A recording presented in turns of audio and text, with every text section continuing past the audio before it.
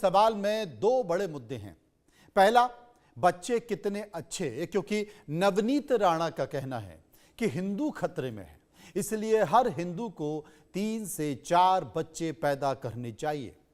आज शुरुआत में 20 मिनट इसी मुद्दे पर हम चर्चा करेंगे कि ऐसे बयान सियासी पारा चढ़ाने के लिए दिए जाते हैं या इसके पीछे सच में बांग्लादेश और पाकिस्तान जैसी कोई सोच या साजिश है।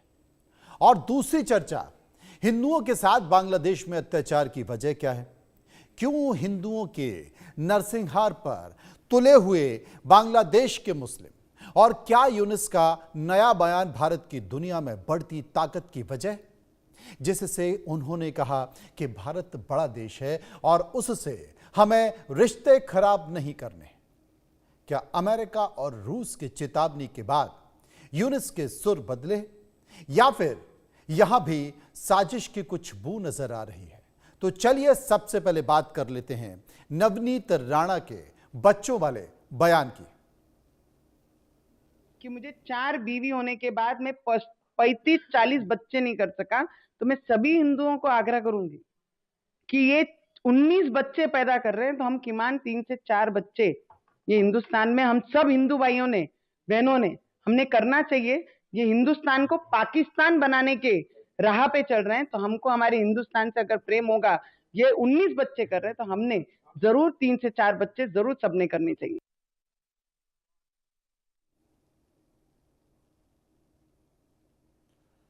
तो नवनीत राणा के बच्चों वाले बयान की हमने बात की और उनके बयान को भी सुना। देश का सवाल क्या है?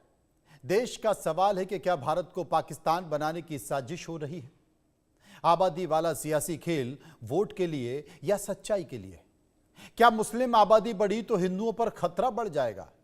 क्या नवनीत राणा अपनी सियासत चमकाना चाहती हैं? सवाल देश का यह भी है कि क्या ज्यादा बच्चे पैदा करने से भारत का विकास होगा? इन तमाम सवालों के इर्द गिर्द हम चर्चा करेंगे। चर्चा के लिए कुछ मेहमान मेरे साथ जुड़ रहे हैं।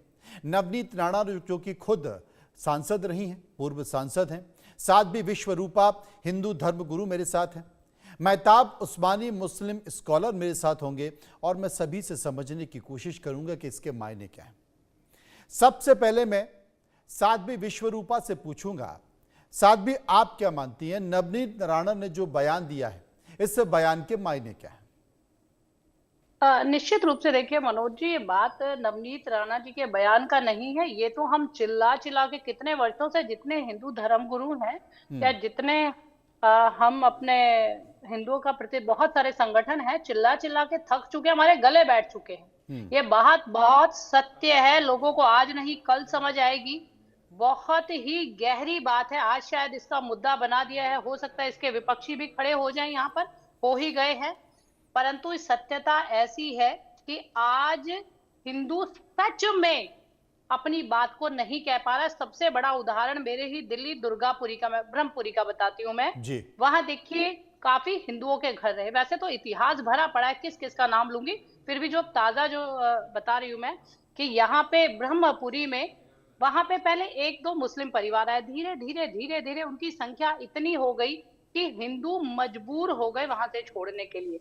और निश्चित रूप से ऐसा नहीं है कि उनके, हमारे 2 हाथ है 2 पैर है तो उनके कोई 4 नहीं है, अलग से है उनके भी, परंतु जो संख्या की बात है तो वो हावी हो रहे हैं। आज सब्जी अगर कोई हमें सब्जी खरीदनी पड़ती है तो एक दूसरे समुदाय के बच्चे होते हैं, अगर हमें बाल कटवाने जाता है तो हेयर ड्रेसर वही होते हैं, या कहीं भी देख लीजिए इतना अच्छी तरह कब्जा कर चुके। अब तो धीरे धीरे, चलो ये काम तो थे ही थे, इन पर तो हम डिपेंडेंट हो ही चुके थे, अब तो डॉक्टर्स क्या बहुत ही शिक्षित बच्चे यहाँ आ रहे हैं और जो धीरे धीरे अपने सनातन पर, हमारे हिंदुओं पर हावी हो रहे हैं। तो निश्चित रूप से होना ही चाहिए। विकास की बात तो बहुत बाद की है, अगर जान रहेगी तभी तो विकास की बात करेंगे। अगर हम जान रहेगी तो जहान रहेगा, और जहान रहेगा तो फिर विकास देखा जाएगा। मुझे लगता है साध्वी विश्वरूपा ने यह कहा है। महताब उस्मानी मुस्लिम स्कॉलर मेरे साथ बने हुए। महताब साहब, आपने नवनीत राणा को सुना, आपने साध्वी विश्वरूपा को सुना, अब आपको भी हम सुन लेते हैं कि इस विषय पर आप क्या कहना चाहते हैं। अनम्यूट कर लीजिए आप। उसमें डर की राजनीति चल रही है जी, और डर की राजनीति यह है कि 16 करोड़ लोगों से 100 करोड़, बल्कि 100 नहीं, 110-20 करोड़ लोगों को डराया जा रहा है। उनसे ये कहा जा रहा है कि देखिए मुसलमानों की आबादी बढ़ गई तो ये हो जाएगा। और वो लोग जो नेता फ्लॉप हो चुके हैं ना, नवनीत राणा जैसे, जिनको कोई पूछ नहीं रहा है, वो उल्टे सीधे बयानबाजी करके हाईलाइट हो जाते हैं मीडिया में। मीडिया इनको हाईलाइट करके एक नेता के रूप में प्रस्तुत कर देती है। इनका कोई वजूद तो बचा नहीं अब वजूद बनाने के लिए इनको कुछ ना कुछ मुद्दा तो चाहिए। तो सबसे अच्छा मुद्दा इस टाइम देश में है कि कुछ मत करो, मुसलमानों के बारे में उल्टा सीधा बोलो, मीडिया आपको बड़ी आराम से हाईलाइट कर देगी और आप नेता बन जाओगे। आप इनसे ये पूछें, उत्तराखंड ले लीजिए, उसमें हिमाचल ले लीजिए, कितने ऐसे राज्य हैं जिसमें मुसलमान फेरी वाले हों, मुसलमान छोटे मोटे कारोबारी हों, उनको मार के पीट के वो खुद ही गुंडे घूम रहे हैं वहां, पुलिस नहीं है, ये प्राइवेट गुंडे हैं। सरकार ने जिन्हें हायर कर रखा है जिन गुंडों को, वो प्राइवेट गुंडे, उनको पकड़ पकड़ के उनसे धर्म पूछते हैं, उनको मारते हैं, उनको कहते हैं यहाँ नहीं आना। अरे देश तुम्हारे बाप का है भाई, तुमने खरीद लिया है प्रदेश, धर्म पूछ के किसी के बाप का देश है जो खरीद रखा है। तो आप कैसे किसी को मार दोगे ऐसे? तो धर्म के नाम पे ये आतंक मचा रहे हैं और बदनाम मुसलमानों को किया जा रहा है, डराया हमारे नाम से जा रहा है। ये सिर्फ और सिर्फ एक राजनीतिक एजेंडा है जो देश में बड़ी स्पीड से, बड़ी तेजी से चल रहा है। और उस एजेंडे को रोकने के लिए दोनों धर्मों को साथ आना पड़ेगा, इन गुंडों को रोकना पड़ेगा, वरना देश की आबो हवा इतनी गंदी कर देंगे ये लोग कि आने वाली नस्ल जानवरों की तरह एक दूसरे से लड़ेगी। जैसे जानवर होता ना, ये इलाका मेरा है, ये इलाका तेरा है, एक दूसरे के इलाके में जानवर नहीं घुस सकता। ये वो नफरती हवा इस देश के माहौल में घोल के जाएंगे कि दो लोग जानवरों की तरह लड़ेंगे आने वाली नस्लें। तो इन लोगों को अभी रोकना जरूरी है। नवनीत राणा जैसे जो ये धर्म के नाम पे भड़काने वाले लोग हैं ना, इनको रोकना जरूरी है। और देश में देखिए, कर्नाटक में बनी है हेट स्पीच के लिए एक कानून। मैं कहता हूं पूरे देश में हेट स्पीच के लिए कानून बन जाना चाहिए, ताकि ऐसे नफरती लोग चुप रहें और देश का माहौल खराब करने की कोशिश ना करें। विश्वरूपा जी, यहाँ पर मैं आपसे ये पूछना चाहता हूँ, क्योंकि ये नवनीत राणा का बयान तो आ गया, चलो समझ में आ गया। इसके पहले संघ प्रमुख मोहन भागवत ने भी बयान दिया, भारतीय जनता पार्टी के कई नेता भी बयान देते हैं। तो फिर परिवार नियोजन के उस कार्यक्रम का क्या, जिसको भारत सरकार का स्वास्थ्य मंत्रालय चलाता है, अरबों रुपया उसमें खर्च हो चुका है, तो सबसे पहले तो उस कार्यक्रम को बंद करना चाहिए। दूसरी बात, इसकी शुरुआत भारतीय जनता पार्टी के हर सांसद, विधायक, मंत्री और कार्यकर्ता से करनी चाहिए कि सबसे पहले वो सुने। आपने एक किस्सा सुनाया, आपने एक बस्ती का उदाहरण दिया। अभी हाल ही में मैंने उत्तर प्रदेश में एक कहानी को सुना, मैं द्रवित हो गया।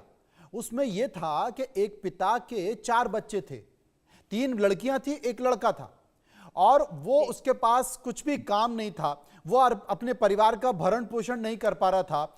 वो रात में उठा, उसकी पत्नी भी मर गई थी बीमारी से, रात में उठा, उसने चारों को फांसी लगा दी। 3 बच्चियां मर गईं, एक बच्चा बड़ी मुश्किल से अपने गले से फांसी का लगा के फिर उसने अपने भाई को बचाया, और वो दोनों भाई बच गए, पूरा परिवार खत्म होगा। सबसे बड़े, आप 4 बच्चे पैदा करें, 6 बच्चे पैदा करें, क्या खाने में सक्षम है, परिवार चलाने में सक्षम है? बच्चे पैदा करना और उन्हें पालना, दोनों में जमीन आसमान का अंतर होता है। तो मुझे लगता है पढ़े लिखे लोग जो कानून को समझते हैं, सरकार को समझते हैं, उन्हें इस बात पर भी तो ध्यान देना चाहिए। देखिए मनोज जी, बड़ी आपने अच्छी बात कही, और निश्चित रूप से हमारे आसपास में ये होता भी है, बिल्कुल होता है।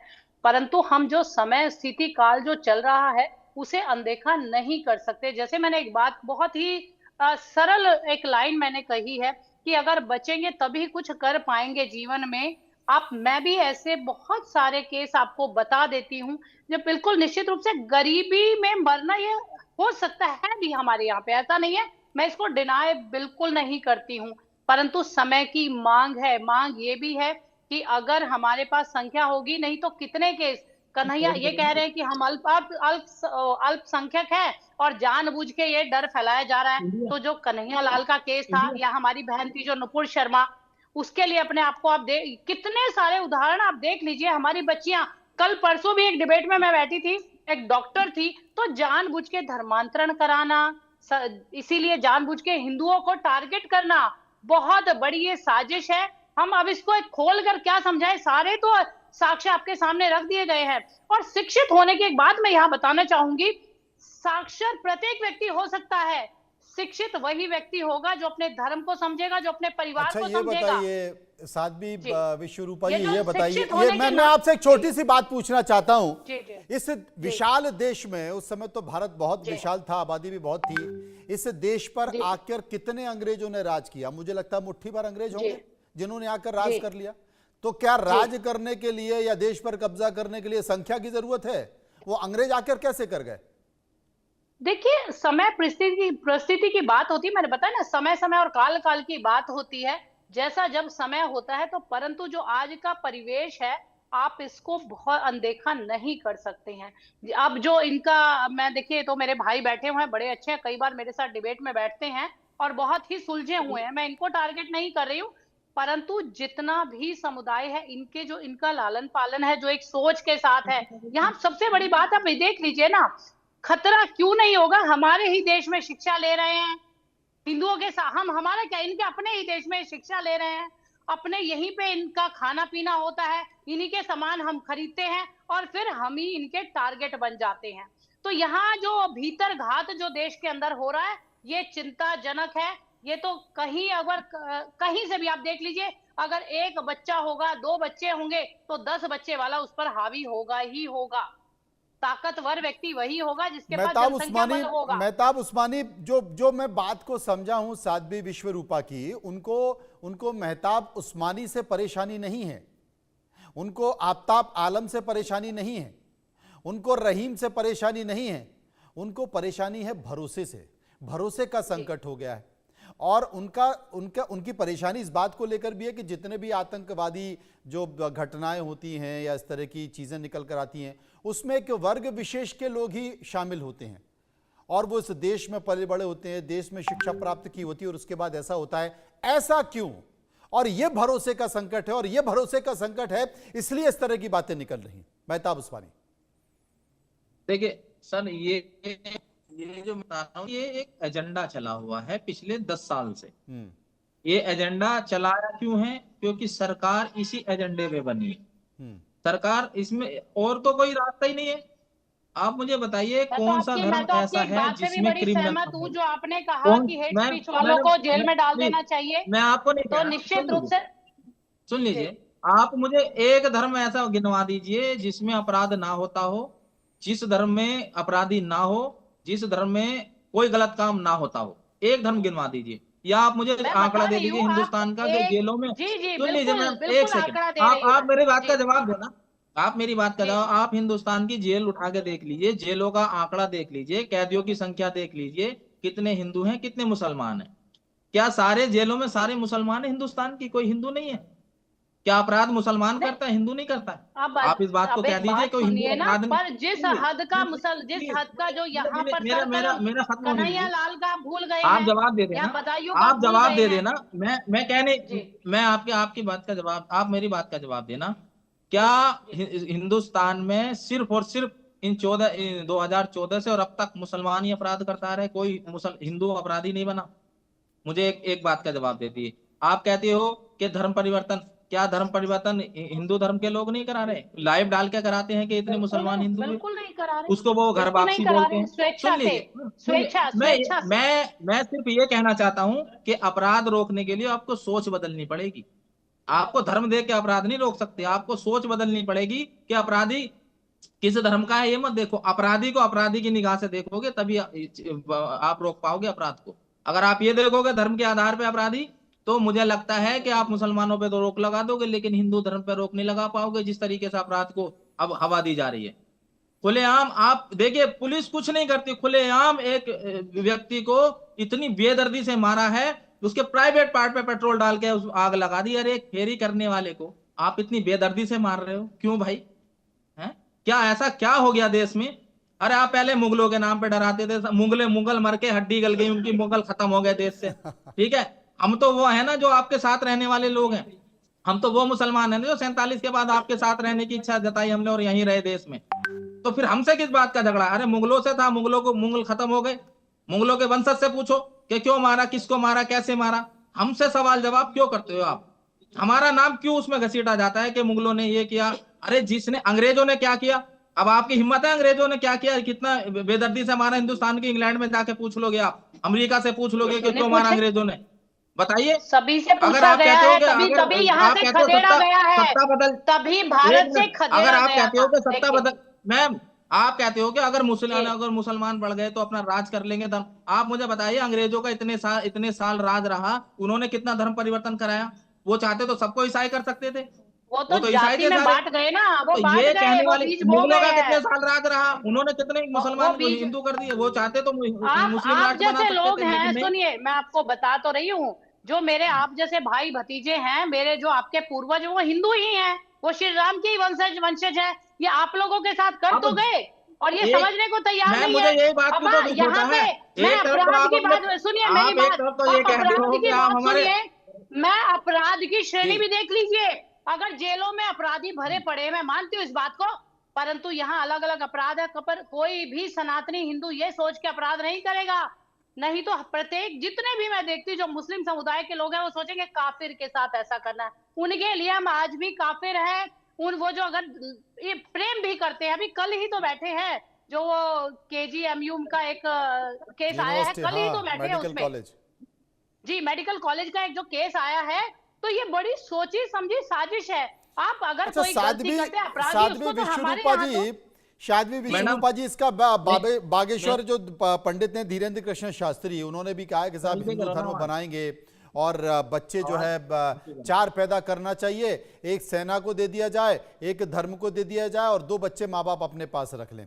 तो ये इस तरह की बातें मैं देख रहा हूँ बहुत तेजी से चल रही है, हालांकि व्यावहारिक नहीं है, और ये बयानों में हो सकता है, लेकिन ये व्यावहारिक है नहीं, क्योंकि आदमी अपनी रोज की जो जिंदगी है उसमें धक्के खा रहा है, सुबह निकलता है शाम को आता है, उसके घर का राशन जुटाने में ही उसका पसीना निकल जा रहा है, नौकरी मिल नहीं पा रही, घर बन नहीं पा रहा है, और यहाँ ज्ञान दिया जा रहा है कि बच्चे पैदा कर लो। मेरे ये कहने का मतलब है, अभी तो नहीं, मेरी बात सुन लीजिए। मेहताब जी ने कहा कि साहब 19 करोड़ लोग और 110 करोड़ लोग डर रहे हैं। अभी तो जनगणना नहीं हुई है।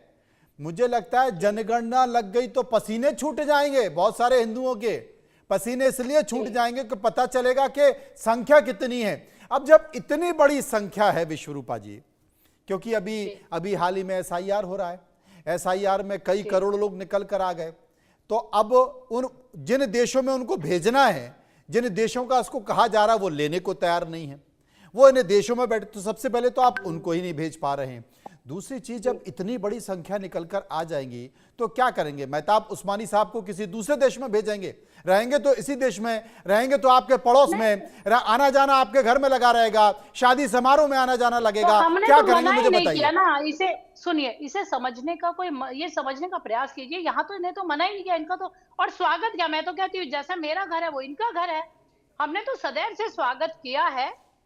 हम तो सदैव वसुदेव कुटुंबकम की बात करते हैं, तो हमारे यहाँ ये नफरत की कोई भी बात नहीं होती है, आप समझिए। परंतु एक जो अभी समय की मांग यही है कि एक छोटी सी बात है, क्यों नहीं सेना पे अपना बच्चा होना चाहिए? इतना सारा काम है, इतना सारा भारत में काम है, काम करने वालों के लिए कोई कमी नहीं है। मैं तो चाहती हूँ, आपने एक बात कही है कि 4 बच्चों को पालना मुश्किल है, मैं तो कह रही हूँ 4 लोग मिलकर कमाएंगे तो क्यों नहीं आर्थिक उन्नति होगी। फिर आप पकौड़े तलवाएंगे उनको। इस नजरिए से भी आप देख सकते हैं। नहीं तो बहुत सारा कार्य है, आज किस काम की कमी है?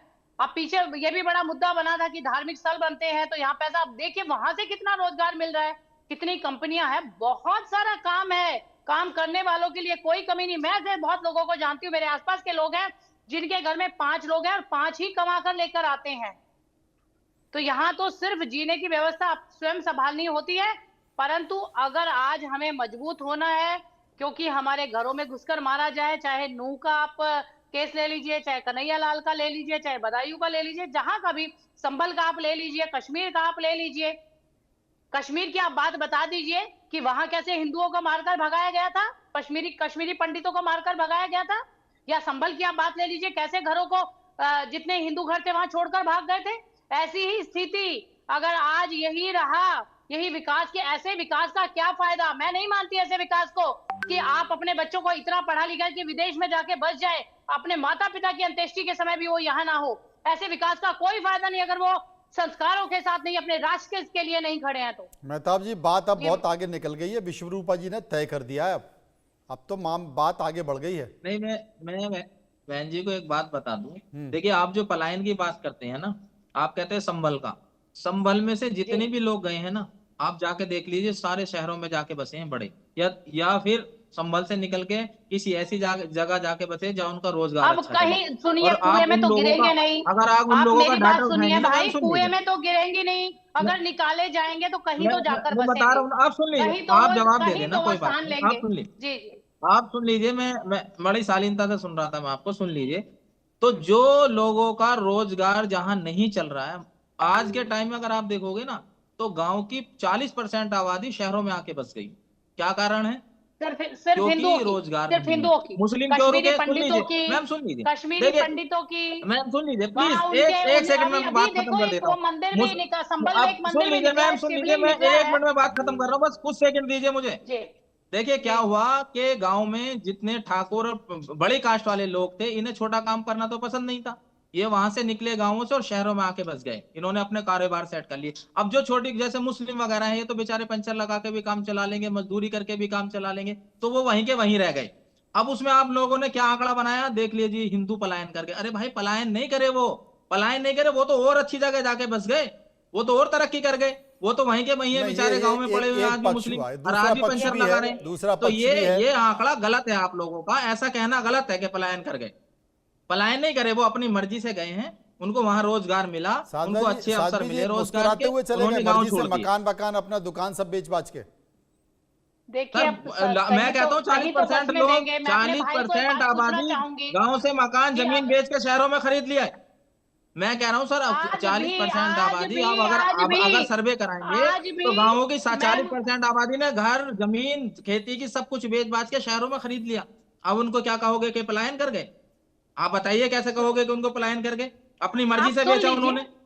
आप एक बात सुनिए, वो जो मर्जी से बेचे, आप जो लोगों ने वहां धक्के मारे, कहीं तो बेचारे रहेंगे, कुएं में तो कूद के मरेंगे नहीं, जान देंगे मैम, नहीं। जो बेचारे भूखे मरते जान दे चुके थे, मतलब सिर्फ वहां के हिंदुओं के जो जितने घर थे मतलब उनके वही सारे खेती, संपन्न थे। उनके कारोबार सुनिए, पे, वही खेती सारे पे संपन्न थे। लोगों ने वो रोक अपने लगाई हुई आज थी। अब कह रहे जमीन बेच गए, उनके घरों में आज भी ताले पड़े हुए हैं, कब्जे लगे हुए हैं, कब्जे हो रखे हैं सबके नहीं घरों में, पड़े, आज भी ऐसे लोग कब्जे उनके हुए घर हुए में अभी ताले पड़े पीछे हैं, तोड़े हैं। जिनका एक ही बच्चा था, वो जाके बस गया शहर में। अब कौन रहेगा गांव में आके, जब उनका कारोबार इसीलिए वहां तो चल कह रहा, तो रहे ताले हैं, डाल दिए। इसीलिए तो कह रहे हैं, तो फिर हम पलायन कैसे इसीलिए हो कह गया? रहे हैं जब उनका कि घर वहीं पे है, एक ताले लगे हुए हैं, तो पलायन हम कैसे हो गया? इसीलिए मैम कह ये रहे हैं बताइए आप भाई, मुझे। ये यही बताना चाह रही हूँ, एक बच्चा अगर बाहर जाके शहरों में बस गया, तो एक बच्चा कहीं ना कहीं अपनी संस्कृति पे भी रहना चाहिए। इसीलिए हम जोर दे रहे हैं, अपने भाइयों से कह रहे हैं कि कम से कम 3 से 4 बच्चे अब अपनी संस्कृति को एक संभाले, बच्चा अपने धर्म को अभी संभाले, अपने अभी तो कार्य को संभाले। अभी तो एक अरे तरफ। जब जरूरत अच्छा, मेरी पड़ेगी, एक जरूरत पड़ेगी तो हमारे बच्चे भी पंचर लगा मेरी एक लेंगे, बात समझ सब नहीं काम आती, करने आते हैं।